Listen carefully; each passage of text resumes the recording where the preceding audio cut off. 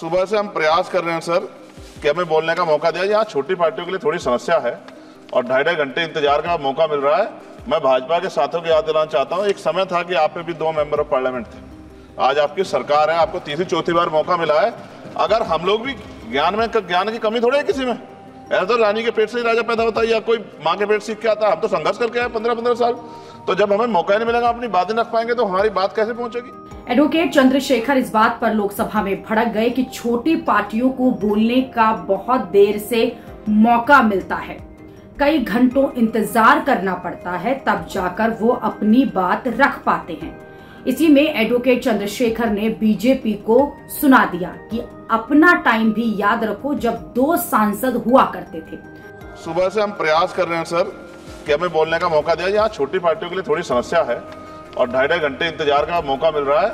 मैं भाजपा के साथियों को याद दिलाना चाहता हूँ, एक समय था कि आप पे भी 2 मेंबर ऑफ पार्लियामेंट थे। आज आपकी सरकार है, आपको तीसरी चौथी बार मौका मिला है।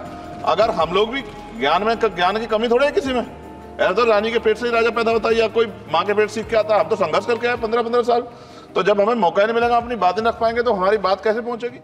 एडवोकेट चंद्रशेखर अपनी पार्टी के इकलौते सांसद हैं। वो यूपी के नगीना से पहली बार चुनाव जीते हैं और खुद के दम पर जीते हैं। उनकी party Azad Samaj party Kanshiram UP में धीरे धीरे उभर रही है और पहली बार लोकसभा में पहुंचे चंद्रशेखर को जब भी मौका मिल रहा है तो वो खुलकर बोल भी रहे हैं।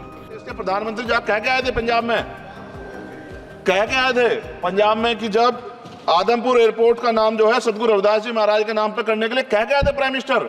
आप पता करा लो, ऑन रिकॉर्ड है। प्राइम मिनिस्टर ने अपनी स्पीच में कहा जब पंजाब गए कि हम इस जालंधर में जो एयरपोर्ट है आदमपुर में, कि हम उसका नाम सतगुरु रविदास जी महाराज के नाम पे करेंगे।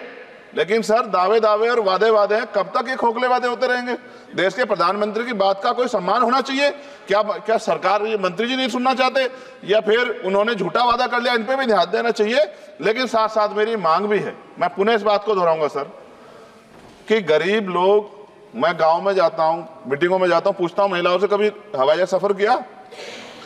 मैं लाखों लोगों से मिल चुका, आज तक गरीबों ने हाथ नहीं उठाया सर कि उन्होंने हवाई जहाज का सफर किया, हेलीकॉप्टर का भी नहीं किया है। क्योंकि सर इस देश में आर्थिक गैर बराबरी बहुत बड़े पैमाने पे है। गरीब पैदा होता है, मर जाता, ना अच्छा इलाज मिलता, ना सुविधाएं मिलती। बस उसका जीवन है कि वो पैदा हो गया, ऐसा लगता है मजबूरी में पैदा हो गया, उसको पैदा ही नहीं होना चाहिए था।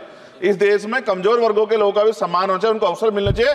सरकार की योजनाओं में गरीबों की हिस्सेदारी होनी चाहिए। इस बात का ध्यान जो है सरकार को रखना चाहिए। और अगर सरकार नहीं रखती है तो वो सरकार सर गरीबों की नहीं हो सकती है। लोकसभा में एडवोकेट चंद्रशेखर के ऐसे भाषणों की बहुत चर्चा हो रही है। लोकसभा में वो बोलने का कोई मौका नहीं छोड़ते। हर बड़े मुद्दे पर चंद्रशेखर खुलकर बोलते हैं, अपनी बात रखते हैं। जैसे विनेश फोगाट के मामले में कहा कि उससे गोल्ड मेडल छीना गया है, ये बर्दाश्त नहीं। साथ एक जो मेरी पर्सनल है सर, अभी मैं सुबह से प्रयास कर रहा था कि विनेश के लिए बोलूं। जब उसको डिस्क्वालीफाई किया गया, विनेश या नहीं, लेकिन ऐसा लगा जैसे हमें चाकू घुसेड़ दिया गया। मेरे आज भी याद है उस प्रोटेस्ट में मैंने रातें काटी हैं और 4-4 गोली खाई मैंने। ये देश की अस्मिता से जुड़ा मामला था, पर हमारी मांग ये थी कि सरकार स्टैंड क्लियर कर दे, तब भी सुनवाई नहीं की गई। जब मंत्री बोलने आए तो हमने उनसे कहा कि हमें कुछ इंफॉर्मेशन चाहिए, उस पर बात नहीं हुई। सवाल ये है सर, एक गोल्ड हमारे लिए आ रहा था और जब ये गोल्ड आता देश गौरवान्वित होता। और क्या व्यवस्था थी सर कि उसका वेट बढ़ गया, पता ही नहीं लगा सिस्टम के लोगों को। क्या बेवकूफी की गई है, ये सोचने का विषय है सर। ये बहुत महत्वपूर्ण, देश की बेटी का मामला है। ये हरियाणा की बेटी नहीं है सर, वो एक जात की बेटी नहीं है, वो हमारी बहन है, देश की बेटी है। और आपने क्या किया हरियाणा के साथ? आपने हरियाणा का बजट कम किया, जबकि सबसे ज्यादा मेडल हरियाणा लेके आता है। ये गलत है सर, ये धोखा है। चंद्रशेखर लगातार ऐसे मुद्दे उठा रहे हैं जो उनके दिल के करीब है और उनकी राजनीति को भी सूट करते हैं। इसी में चंद्रशेखर ने लोकसभा में धमाका कर दिया कि यूपी को 4 हिस्सों में बांट देना चाहिए। उत्तर प्रदेश देश का सबसे बड़ा सूबा है, उसको इस बजट में कुछ नहीं मिला और बहुत सारे मेंबर, 80 के लगभग हम मेंबर जो है उत्तर प्रदेश जीत के आए, ना के बराबर मिला। यूपी में 25 करोड़ से ज्यादा आबादी है उत्तर प्रदेश के अंदर, 5 किलो राशन सरकार दे रही है, लेकिन जीवन जीने के लिए काफी नहीं है। और भी बुनियादी सुविधाओं की जरूरत पड़ती है। अगर इज्जत की जिंदगी चाहिए, उसके लिए सरकार के पास कोई उपाय नहीं है। यूपी जब एक बड़ा राज्य है, लेकिन यूपी में भाजपा सरकार की विकास गति बहुत धीमी है।